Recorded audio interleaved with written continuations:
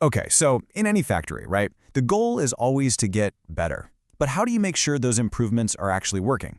That they're safe, measurable, and, sustainable? So let's dive into how smart factories are finally moving past the guesswork and into a whole new world of data-driven optimization. And really, this is the big question, isn't it? It's all about a fundamental shift, moving away from just relying on experience and gut feelings and towards a system that uses hard evidence for every single decision. So, how does that actually work in practice? All right. First things first, let's define what we're even talking about. Optimization isn't just about cranking up the speed dial on one machine. Real optimization, true optimization, is a balancing act. It's about making the whole system better and making sure that a win in one area doesn't accidentally throw a wrench in the works somewhere else. Look, the old ways of doing things, traditional, continuous improvement, they've gotten us pretty far. But the thing is, they eventually hit a ceiling. There's a point where progress just starts to level off. Let's dig into why that happens. So on one hand, you've got the traditional approach. It's built on years of experience, workshops, walking the floor, and observing. And don't get me wrong, it works, but it often ends up just putting a Band-Aid on the symptoms. On the other hand, you have the smart factory approach, which is all about the data. The big difference here, it goes straight for the root cause. And that's how you get breakthroughs, where the old methods just hit a wall. So how do you break through that plateau? Well, the answer is data. It's the foundation. It's what turns the whole improvement conversation from a bunch of opinions into an actual fact-based discovery. When you have systems like an MES, that's a manufacturing execution system, and you pair it with modern analytics, the level of clarity you get is just incredible. You can see exactly where losses are happening, how often they're happening, and under what very specific conditions. You're not guessing anymore. You have a diagnosis backed by hard facts. And this quote, it just nails it. Once you put the data on the table, all those long debates based on I think or I feel just evaporate. The whole conversation changes to, okay, here's the evidence. What are we going to do about it? It completely transforms the culture of how you solve problems. Okay, this is a really important distinction to make.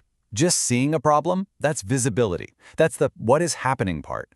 But knowing the right thing to change to actually fix it, that's optimization. That's the what should we change part. Just because you can see 100 different issues doesn't mean you should try to fix them all. The real secret is knowing which one will make the biggest difference. So, okay, how do you actually make that jump from just seeing the problems to really solving them in the best way?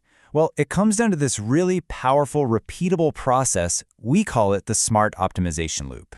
The first big leap here is prediction. So instead of always looking in the rearview mirror, trying to figure out what went wrong yesterday, predictive models use all that data to warn you about tomorrow's risks. It's like having a crystal ball that flags a potential bottleneck or a rising chance of defects, giving you a chance to get ahead of the problem before it even happens.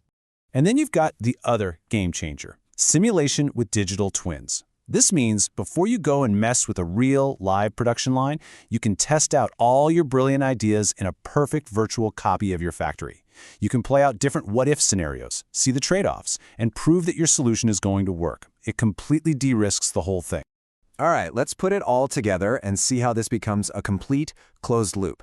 So first, the MES captures all the data on the floor. Then, analytics reveal the hidden losses. Next, predictive models flag what might go wrong. Then you test your solutions in the simulation. Once you've got a winner, you implement it. And finally, and this is key, the system enforces that new standard, making sure everyone follows the new, better process. Then, the cycle just starts all over again. Okay, let's use a real-world example. So picture this. You've got this one station that's always a bottleneck, always causing delays. The data doesn't just tell you, hey, it's slow. It shows you exactly why. It's because of inconsistent cycle times and a bunch of rework from quality problems. So you use a digital twin to test different staffing plans or change the production sequence, find the absolute best option, and then implement it on the floor with total confidence. Or how about quality? You've got high scrap rates and nobody can quite put their finger on why. The data analytics finds a link between the scrap and a specific set of machine conditions. So you build a predictive model that warns the operators before those conditions happen. The result? It's almost immediate. Fewer defects, more stable throughput, and a much lower cost of poor quality. It's a huge win. This all points to a really critical idea, a whole philosophy behind this. You can't just focus on making one machine better in a vacuum. You have to be thinking about the entire system. This is so important. Think about it. If you make one machine run super fast, you might just end up starving the next machine down the line, and your overall output actually goes down. That's called local optimization, and it can be a real trap. A truly smart factory always optimizes for the whole system, for things like flow and stability, not just the numbers for one individual part. Now, a common question is, does all this new tech just replace old ideas like lean manufacturing? And the answer is a definite no. It's not a replacement, it's an upgrade. It takes those time-tested principles and gives them a dose of superpowers. Here's a good way to think about it.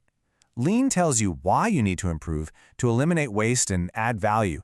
These digital tools give you the pinpoint precision to know exactly where, when, and how to do it. They just speed up every single step of the process, from finding the problem to making the solution the new standard. And just to be super clear about what this is not, it's not about constant chaotic change. It's not about blindly chasing some number on a dashboard. And it is absolutely not about getting rid of human judgment. It's about taking those experts and giving them the best tools possible to make smarter, more confident decisions. So when you put this all together, what's the big payoff? What do you get for adopting this data-driven model? Well, it's nothing short of a total transformation of your factory's DNA. Well, the benefits are huge, and you can actually measure them. You get more stable OOE, more consistent quality, you hit your delivery dates more reliably, you get costs under control.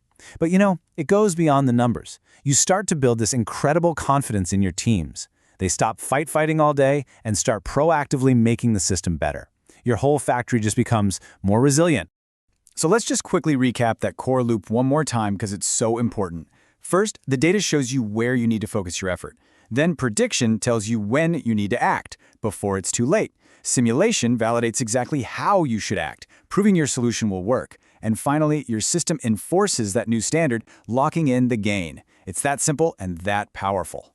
And that brings us to one final thought. So we've been talking about optimizing one little process. But what happens when you connect every process in your factory with this loop? When it's all one big, coherent, intelligent system that is constantly learning and improving itself. Now that is the real mind-blowing promise of the smart factory.